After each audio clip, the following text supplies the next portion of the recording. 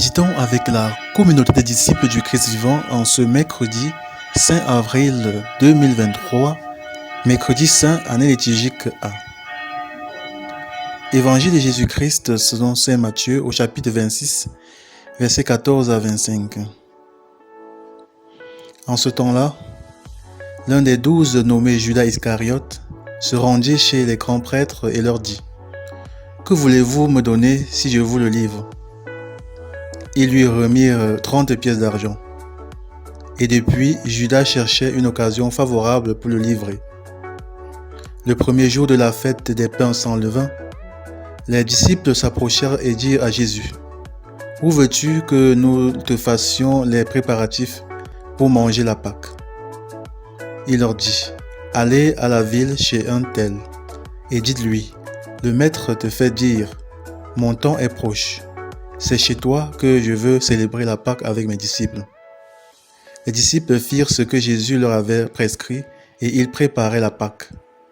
Le soir venu, Jésus se trouvait à table avec les 12 pendant le repas et déclara : « Amen, je vous le dis, l'un de vous va me livrer. » Profondément attristés, ils se mirent à lui demander chacun son tour : « Serait-ce moi, Seigneur ?» Prenant la parole, il dit : « Celui qui s'est servi au plat en même temps que moi, celui-là va me livrer. Le Fils de l'homme s'en va, comme il est écrit à son sujet. Mais malheureux celui par qui le Fils de l'homme est livré. Il vaudrait mieux pour lui qu'il ne soit pas né, cet homme-là. » Judas, celui qui le livrait, prit la parole. « Rabbi, serait-ce moi ?» Jésus lui répond : « C'est toi-même qui l'as dit. » Acclamons la parole de Dieu.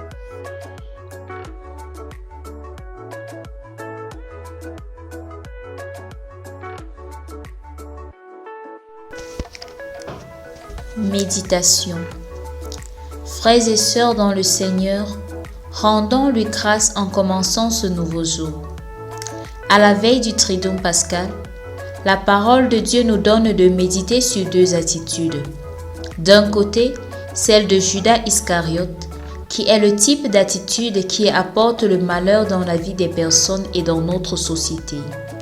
Et de l'autre côté, l'attitude de Jésus, ou encore celle du prophète Isaïe dans la première lecture, qui sert à maintenir le calme et la stabilité. Judas était le disciple de Jésus. C'était son ami, mais il était un mauvais ami, parce qu'il l'a livré aux mains de ses ennemis pour quelques pièces d'argent. Et après cela, il a encore eu le courage de s'asseoir à la même table que lui et continuer à se faire passer pour un disciple loyal.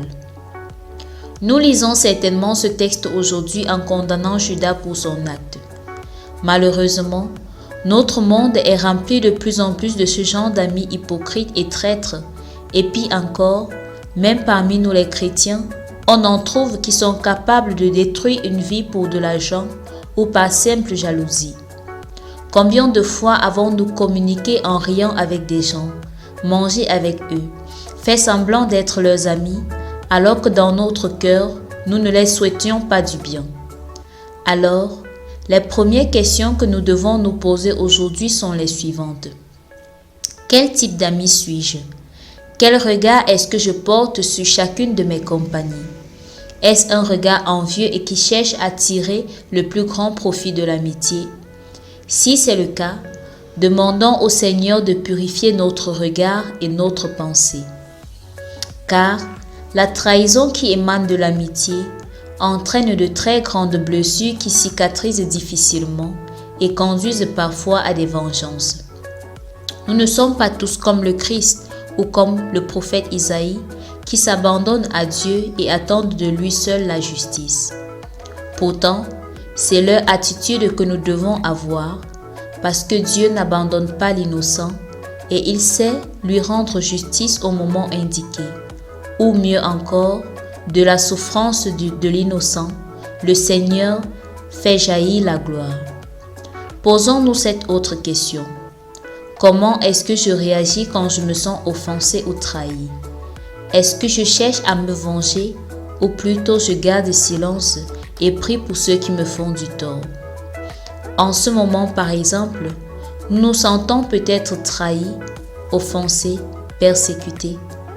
Que pensons-nous de ceux qui en sont les auteurs? Jésus voudrait que nous gardions silence et comptions sur Dieu. C'est vrai, c'est triste et révoltant que le mal soit autant présent dans notre monde et personne n'est protégé d'avance. Il peut atteindre tout le monde, et même le Fils de Dieu.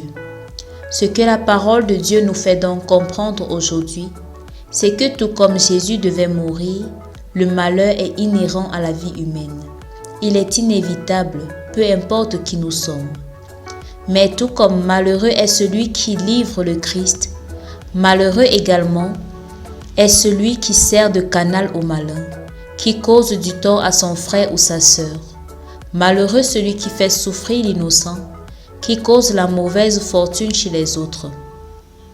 Et tout comme le Christ, celui qui est victime de trahison et de persécution doit savoir garder silence pour laisser Dieu agir, car la vengeance et la rébellion n'entraînent que de nouveaux troubles.